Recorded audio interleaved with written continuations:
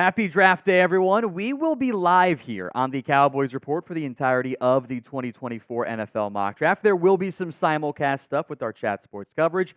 And then, of course, just us when the Cowboys are on or near the clock, as we will get excited, angry, or somewhere in between for all of the Cowboys picks. So hit that sub button today.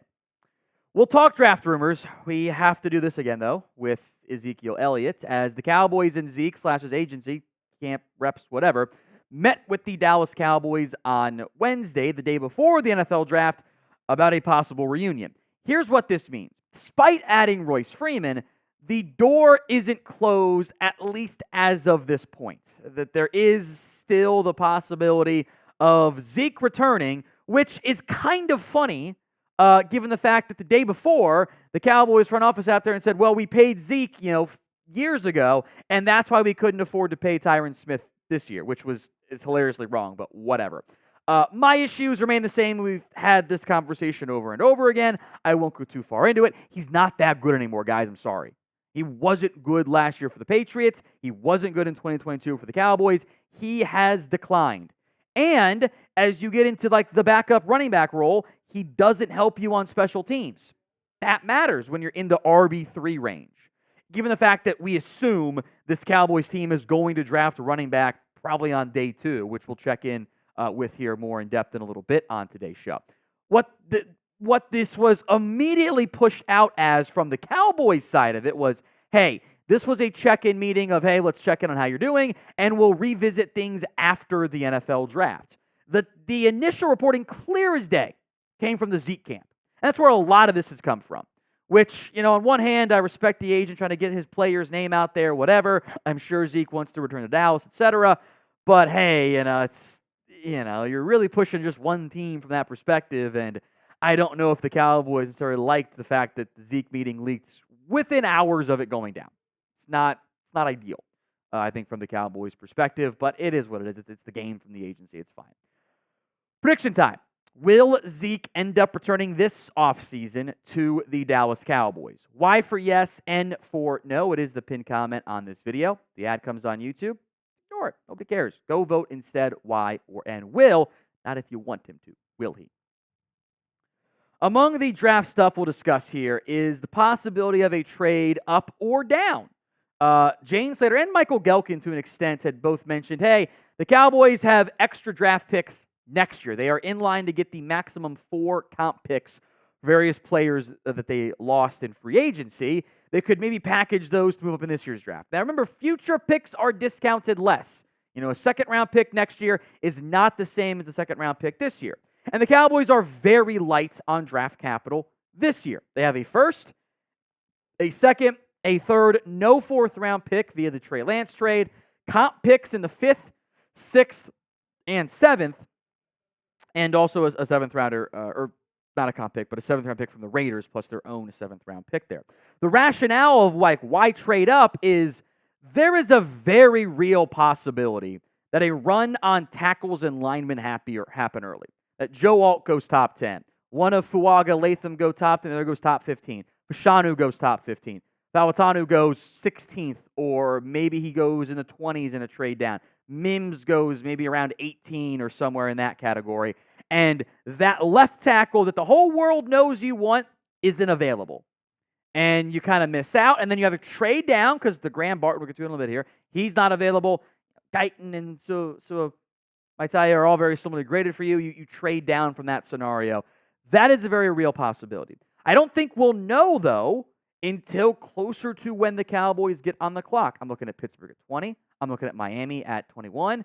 Seattle at 16. Bengals at 18. I want to see what players get drafted where, and then we'll figure out what the options are for the Cowboys. And there's a chance that they're picked over, that their guys they wanted are gone. And that's when I think a trade down for a team that needs extra players, needs more starters, needs more draft capital, trade down could make a lot of sense and would be something I would be fully on board with, which we'll come back to here on today's show. It's all made possible by Game Time. If you are, stressing out about the Cowboys picks this year, I totally get it. Should not have to stress when it comes to buying tickets to your next event, sporting or otherwise. prices tend to drop as the events get closer, but it can be a little bit like, am I going to get the best deal? Am I going to get tickets? Whatever. Game Time takes the guesswork out of buying tickets.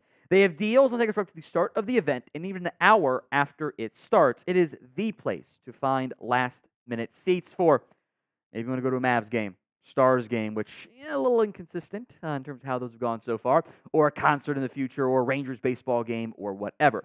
So download the Game Time app, create your account, and use code CHATSPORTS for $20 off your first purchase. That's code CHATSPORTS,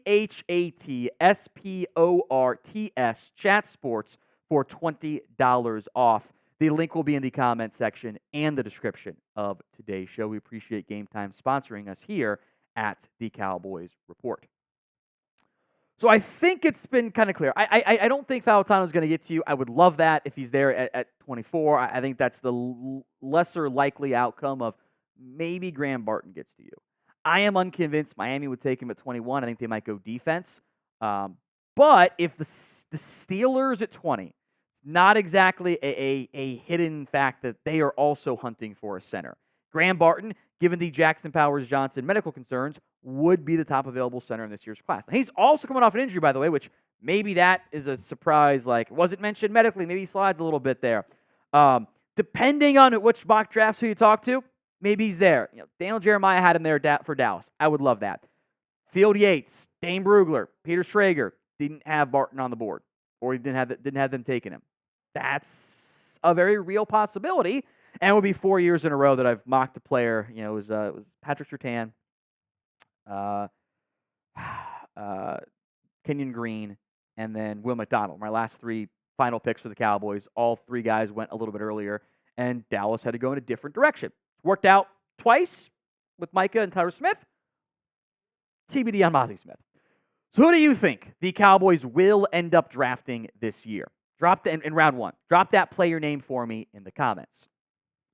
Now, if you were to do the old chart of like who's the most commonly mocked player to Dallas, typically ends up being Tyler Guyton. That would not be a surprise to me. He wasn't on the reported 30 visit list. Doesn't mean he wasn't actually a visit though, because some names that maybe didn't get included in there, which happens fairly frequently. There's always a couple spots that we don't know about there. I will make note that Field Yates, Dane Brugler, and Peter Schrager had this as the pick for the Dallas Cowboys. Yes, of course, you're going to flip him from the right side to the left side. That just makes sense.